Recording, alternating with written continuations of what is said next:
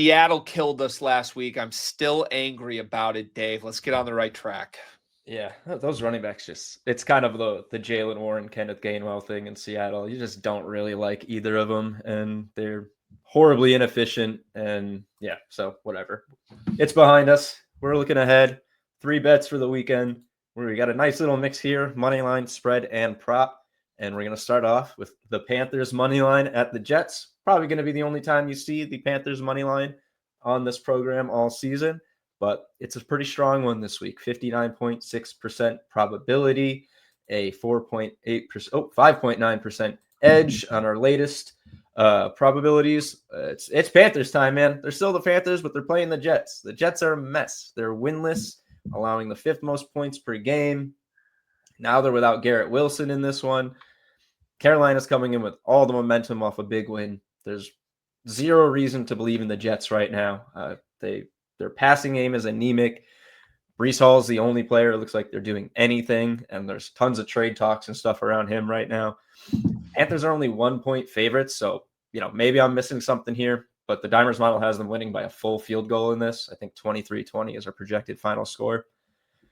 Not going to catch me following the Panthers very often, but I'm all in on this one. There's just not a lot to say. The Jets stink. The Panthers look decent, and there's just really not a lot of reasons they should lose this game.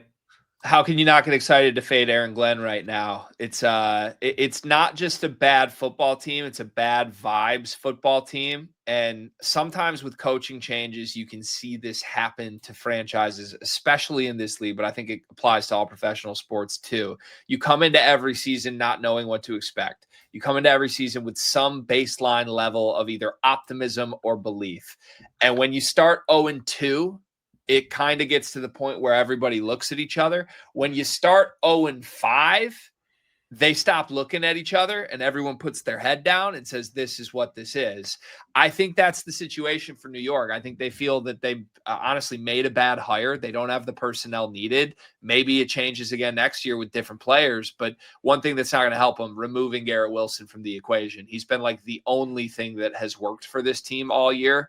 So I'm with you. I am with the model. I couldn't love the Carolina play more. Anytime you get a chance to take a money line against the Jets right now, I think you have to do it. Yeah, and if anyone is like, oh, the Panthers, I will simply counter you with this. Are you going to bet the Jets winless on a money line at plus 110? Not me. So, yeah, no. The other side sucks. So, yeah, it's pretty simple to me, man. Yep. All right, second one here is one that we vaguely alluded to on Tuesday, but now we're officially locking it in. It is the Vikings plus 2.5 against the free-falling Philadelphia Eagles. Yeah, talked about this, as you mentioned, on Tuesday. Not a lot to discuss that's different from then. Model value and probability is held pretty strong. Another high-value edge. All 3 of them this week high value, which is pretty great. Eagles back-to-back upsets, hitting the road against a well-rested Vikings team coming off the bye, allowing only 10 touchdowns this year, tied for the 3rd lowest mark in the NFL. Projected final score of 23-21 in this game. Coin flip probability on the total at 43.5. Probably going to be a lower, I think, grittier game here. And as we talked about at length, though, the Eagles' second half and fourth quarter struggles are a major concern. They've been outscored as a whole this season, granted by 1 point, but they have a negative point differential as a winning team. That's not going to cut it long term. Vikings passing defense is locked down, and the Eagles don't have a passing offense, so it's not going to be an easy game for them to get that going. Seems like if the Vikings can, just limit the run game here, not get burned too badly, it should be pretty easy for them to at least keep this one within a field goal. No money line value, at least as of now. That could change if the odds move. I don't think our probability is going to shift too much given where it is right now. I will say, I believe our model has J.J. McCarthy projected in this game. It's what the box score has. That kind of changes things for me. Like, depending on who actually starts this game is going to change this for me. I'm probably not going to be keen on this play if it's McCarthy. He just hasn't played. They've been really coy about his injury, and if he's actually ready to start when he's healthy, so I might speculation would be that this is a Wentz game. And it's hard for me to imagine that spread being the same if it's the two of them. So I do have that factor playing in for me, but everything else points to the Vikings, a cover, and I love it. It's a fair note. I will just throw out, it's a very rare moment. I actually disagree with the McCarthy stance from you. And it's not that I overwhelmingly believe he's awesome, but I do think if you like this bet with Wentz, you're not liking it largely because of anything Wentz brings you. You're liking it because he can game manage a game. He's not going to lose you the game. The Vikings defense is good enough to make plays, and Justin Jefferson and Jordan Addison can do the same. I think the difference with McCarthy, and I watched him a lot in college. I don't think he's a lose you a football game guy. Now, it took him 2 quarters in the 1 game sample size we have of him against the Bears. But I think he's such a beloved locker room type. Like he was named a captain on this team without 1 career start.